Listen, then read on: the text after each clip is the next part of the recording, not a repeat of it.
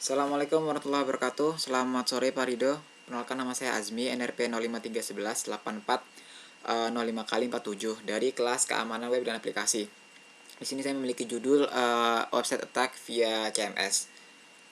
Kemudian untuk sub pembahasannya di sini ada pengertian tentang CMS itu sendiri, kemudian contoh jenisnya, kemudian kelemahan dari CMS dan celah membobol CMS dan langkah pencegahannya.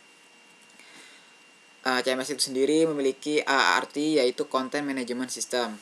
Untuk pengertiannya, CMS adalah sebuah perangkat lunak atau sistem yang mengatur konten pada situs web.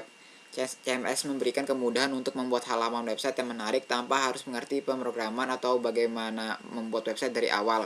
Nah, target CMS itu sendiri tuh untuk orang-orang yang dia tidak mengerti cara membuat website tapi ingin memiliki website. Jadi dia tidak harus menggunakan coding, jadi hanya menggunakan CMS dan website itu jadi.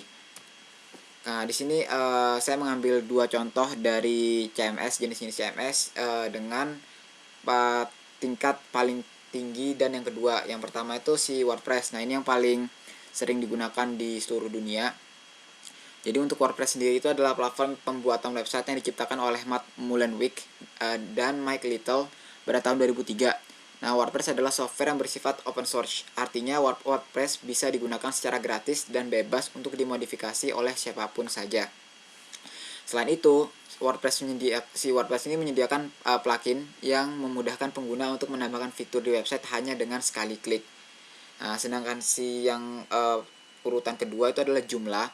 Joomla adalah CMS gratis dan open source, ini sama seperti WordPress untuk publishing konten website. Joomla digunakan untuk membuat website dengan model view controller.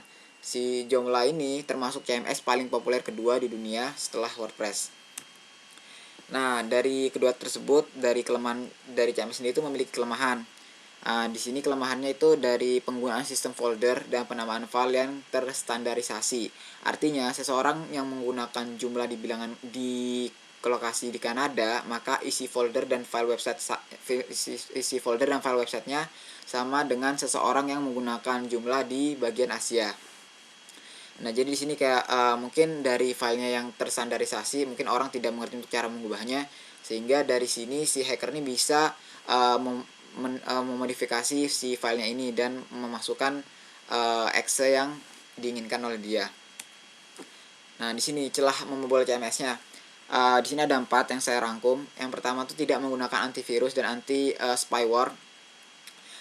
Karena rata-rata si hacker ini menyisipkan virus ataupun malware yang memiliki target software FTP-nya, di mana dia mengambil username dari username dan passwordnya si hosting itu.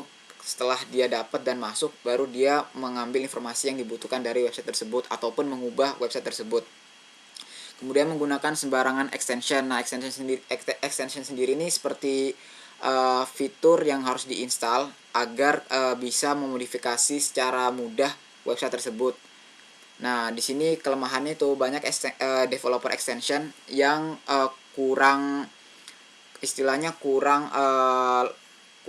sempurna terhadap codingnya dan masih banyak bug-bug. Nah, dari bug-bug tersebut si hacker bisa masuk dan bisa membobol melalui bug tersebut. Nah, ini sangat berbahaya jika extension tersebut masih istilahnya rawan dan kurang aman gitu. Kemudian yang ketiga ini menggunakan sembarangan thumbnail.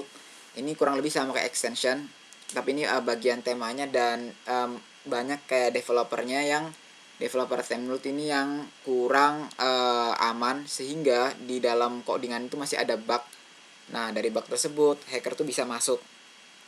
Kemudian yang keempat tuh pemilihan provider hosting yang kurang kooperatif.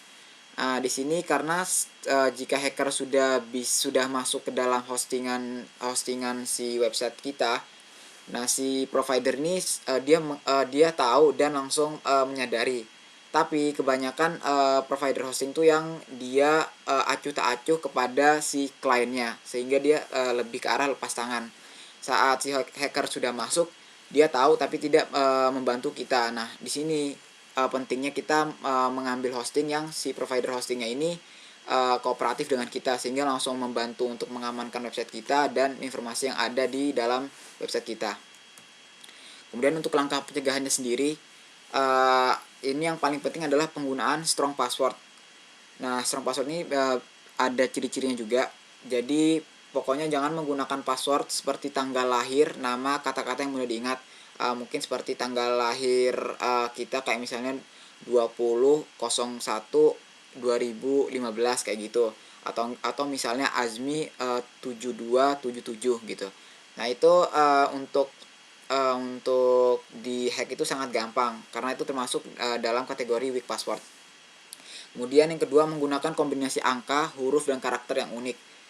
Nah, di sini angka, huruf dan karakter yang unik tuh contohnya misalnya kayak 7B terus karakter uniknya koma, habis itu 8 terus A besar, terus I kecil, terus karakter uniknya misalnya spasi atau enggak tanda tanya. Nah, itu untuk dihack, nah itu membutuhkan waktu yang lama sehingga hacker tuh bakal kehabisan waktu, dan kalau misalnya emang dia yang gampang menyerah, dia langsung kayak ngira ini passwordnya sangat sulit untuk dibobol. Kemudian yang ketiga, ini masih bersinggungan sama yang kedua, yaitu jumlah password minimal 12 karakter. Karena semakin banyak karakternya, untuk dibobol itu membutuhkan waktu yang sangat lama. Dan yang terakhir, melakukan testi password dengan brute force. Nah, di sini untuk menggunakan password yang sekiranya kita masih belum tahu kuat atau tidaknya, kita bisa melakukan brute force manual. Jadi pas waktu melakukan brute force, apakah password kita gampang kebobol atau enggak. Kalau misalnya ternyata di brute force susah dibobol, berarti password kita masuk ke kategori strong password. Mungkin sekian dari saya, kurang lebihnya mohon maaf. Wassalamualaikum warahmatullahi wabarakatuh.